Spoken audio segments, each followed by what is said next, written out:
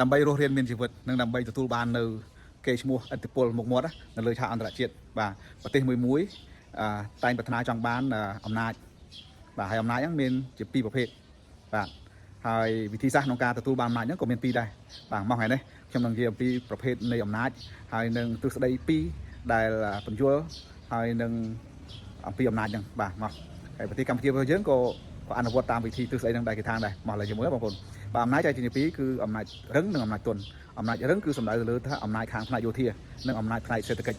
ឃើញទេណាបាទបើសិនបើយោធាខ្លាំងគឺអាចច្បាំងប្រទេសណាមួយបានឈ្នះហើយបើសិនជាប្រើយោធាមិនបានគេអាចប្រើតាមវិធីសាស្ត្រអតុនកម្មសេដ្ឋកិច្ចអានេះក៏ជាអំណាចមួយដែរបាទគឺអាមេរិកខ្លាំងខាងយោធាហើយខ្លាំងខាងអំណាចខាងសេដ្ឋកិច្ចដែរសេដ្ឋកិច្ចគឺលុយដុល្លារប្រទេសផ្សេងគឺប្រើដុល្លារអញ្ចឹងបើអាមេរិកមិនបោះពុំឲ្យមិនឲ្យលុយចាយលុយគឺដេកអញ្ចឹងណាបាទអញ្ចឹងគឺអំណាចសេដ្ឋកិច្ចខ្លាំងបាទហើយអំណាចមួយទៀតអំណាចទន់ហ្នឹងគឺសំដៅទៅលើឥទ្ធិពលផ្នែកវប្បធម៌សិល្បៈបច្ចេកវិទ្យាហើយនឹងសារព័ត៌មានបាទអំណាចព័ត៌មាននោះគឺជាអំណាចទន់ដែលប្រទេសមួយគឺប្រាថ្នាចង់បានហើយអាមេរិកវាខ្លាំងអំណាចទន់ហ្នឹងក៏ខ្លាំងអំណាចរឹងក៏ខ្លាំងដែរបាទអញ្ចឹង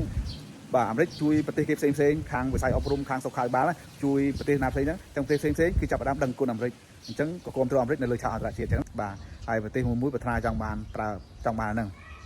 ចុះវិធីសាស្ត្រដើម្បីទទួលបានអំណាចហ្នឹងមានច្រើនប៉ុន្តែយើងសង្ខេបមកមានតែពីរចំណុចធំគឺហៅយើងអាចនិយាយថាទ្រឹស្ដីក៏មានពីរបាទទ្រឹស្ដីទី1គឺប្រកបនិយមគេហៅ realism ណាប្រកបនិយមគឺជឿលើថាផ្ដោតតម្លៃទៅលើពាក្យតែពីរម៉ាត់ទេប្រកបនិយមគឺអំណាចហើយនឹងផលប្រយោជន៍ទ្រឹស្ដីប្រកបនិយមជឿថាពិភពលោកនេះគ្មានច្បាប់គ្មានទម្លាប់ហើយពិភពលោកស្ថិតនៅក្នុងភាពចលាចលច្បុកច្បល់អញ្ចឹងធំស៊ីតាមធំតូចស៊ីតាមតូចអាណាធំនឹងឈ្នះអញ្ចឹងណាអញ្ចឹងគេធ្វើអ្វីតាមកលៈទេសៈធ្វើមុនបានមុនមែនអង្គការសហប្រជាជាតិពិភពលោកយើងមានច្បាប់មានទម្លាប់ឯណាអញ្ចឹងទេពូទីនវាយចូលអ៊ុយក្រែនមានអាណាថាអីកើតអញ្ចឹងណាបាទតាមពិតវាខុសប៉ុន្តែមានធ្វើអីពូទីនកើតធ្វើអីរុស្ស៊ីកើតអញ្ចឹងវាមានដូចនៅក្នុងប្រទេសណាមួយទៅរំលោភបំពានទៅវាយណាមួយច្បាប់គេដាក់គុកដាក់ទោសវិន័យអាហ្នឹងនៅក្នុងហ្នឹងតែដល់ពេលនៅក្នុងក្របខ័ណ្ឌអន្តរជាតិក្របខ័ណ្ឌពិភពលោកមានអាណាធ្វើអីកើតប្រទេសណាខ្លាំងអាហ្នឹងបានធ្វើបានអញ្ចឹងណាបាទហ្នឹងអញ្ចឹងហ្នឹងទ្រឹស្ដីផែបប្រកបនិយមអត់ជឿថាពិភពលោកនេះមានច្បាប់មានទម្លាប់ទេណាធ្វើបានគឺធ្វើនឹងតាមចិត្តណាប៉ុន្តែមួយទៀតផ្ទុយពីនឹងគេហៅទ្រឹស្ដី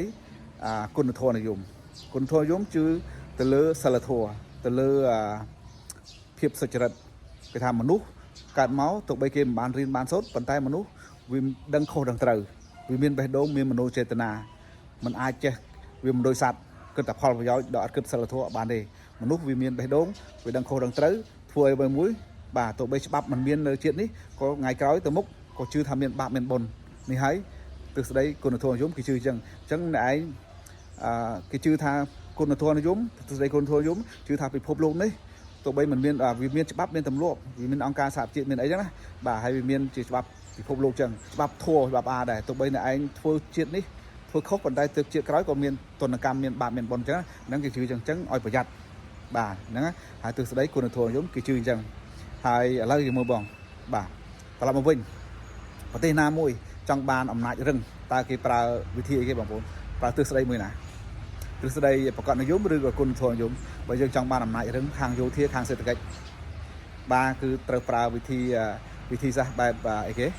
បាទប្រកបនិយមអត់មានមិត្តអត់មានសត្រូវគឺគិតតែផលប្រយោជន៍អានេះហើយគឺចង់បានអំណាចខ្លាំងអំណាចរឹងណាចុះបើសិនប្រទេសនឹងចង់បានអំណាចទន់អំណាចការទូតឲ្យគេស្គាល់ពីអំពើល្អរបស់យើងវប្បធម៌ល្អប្រពៃណីល្អកេរ្តិ៍ឈ្មោះល្អអីចឹងណាតើគេប្រើវិធីបងប្អូនប្រើវិធីអីគេក្នុងការទទួលបានអំណាចបែបហ្នឹងបាទមើលខ្ញុំទាយមើលបាទគឺវិធីសាស្ត្រឬក៏ទ្រឹស្ដីបែបគុណធម៌និយមដោយអាមេរិកជួយផ្ដល់លុយកាក់ជំនួយដល់ការអប់រំដល់សុខភាពដល់អីណាអាហ្នឹងហើយគឺគេទទួលបានឥទ្ធិពលផ្នែកអំណាចទន់នោះឯងបាទអញ្ចឹងទ្រឹស្ដីក៏មានអំណាចមានពីរហើយទ្រឹស្ដីក៏មានពីរដែរហើយវិធីសាស្ត្រហ្នឹងគេប្រើពីរច្រាស់គ្នាអញ្ចឹងឯងអញ្ចឹងខ្ញុំគិតថាវីដេអូនេះបងប្អូនយើងអាចនឹងយល់ខ្លះអំពីកិច្ចការទំនាក់ទំនងអន្តរជាតិណាបាទអំណាចមានពីរប្រភេទហ្នឹងប្រទេសមួយគឺតែងប្រាថ្នាចង់បានហ្នឹងហើយវិធីសាស្ត្រក្នុងការរកអំណាចហ្នឹងក៏មានពីរដែរចង់បានអំណាចរឹងយោធាខ្លាំងគឺគេអត់គិតរឿងខុសត្រូវទេអត់គិតរឿងសិលធម៌ទេគេគិតរឿងវិធីសាស្ត្របែបប្រកបនិយមអាហ្នឹងហើយបាទ ហើយអ្នករស់ស៊ីអញ្ចឹងហើយអ្នករស់ស៊ីអត់មានរឿងគិតខុសត្រូវអត់មានគិតរឿងបាបបុណ្យទេគិតធ្វើម៉េចឲ្យចំណេញមែនណាអាហ្នឹងគេប្រកាសនិយមបាទប៉ុន្តែយើងគិតអាហ្នឹងពេកក៏វាមិនកើតទេណាជាមនុស្សបាទវាដឹងខុសដឹងត្រូវយើងបោកគេយើងក៏ភ័យខ្លាចថ្ងៃក្រោយថ្ងៃមុខវាមានកម្មមានផលអញ្ចឹងណាអញ្ចឹងបើយើងជឿអញ្ចឹងមានន័យថាយើងប្រើវិធីសាស្ត្រដែលយើងជឿលើទ្រឹស្ដីគេបែបគុណធម៌និយមថា idealism អង់គ្លេស idealism បាទគុណធម៌និយមអញ្ចឹងទ្រឹស្ដីពីរហ្នឹងគឺបញ្យល់ក្បោះក្បាយមកអំពីអរិយាប័ត្ររបស់យើងមនុស្សយើងម្នាក់ហើយក៏បញ្យល់ក្បោះក្បាយអំពីអរិយាប័ត្ររបស់ប្រទេសមួយផងដែរបាទនេះជាបាទទ្រឹស្ដីការទូតដែលគេតែងអនុវត្តនៅលើសកលលោកបាទអរគុណច្រើនបាទ complete ចូល like ចូល follow page មេកុង booking ជាមួយផងហើយកុំភ្លេចបាទចាំ subscribe YouTube channel របស់ខ្ញុំបាទមានឈ្មោះមេកុងសែនហើយមួយទៀតកុំភ្លេចបាទណែនាំឲ្យកូនគាត់ចូលរៀនលំហាត់គណិតរូបគីមីជីវៈនៅក្នុង website នៅក្នុង app មេកុងសែនបាទមានលំហាត់ជាង 20000 លំហាត់ឯនោះហើយក្នុង website ហ្នឹងលោកគ្រូអ្នកគ្រូគាត់អាចចូលបានបង្កើតសំណួរហើយអាចលក់សភើបានហើយមួយទៀតអាជីវករក៏គាត់អាចចូលទៅដើម្បីបង្កើត shop លក់ទំនិញនៅលើហ្នឹងដោយសេរីបានដែរហើយឥឡូវនេះគឺថា website និង app របស់យើងគឺថាមានអ្នក download ជិត 20000 នាក់ហើយបាទហើយ website គឺថាមានអ្នកចូលមើលបាទជាង 50000 ដងឯនោះអញ្ចឹងយើងទៅតែបង្ហោះប៉ុន្តែមានអ្នកចូលមើលច្រើន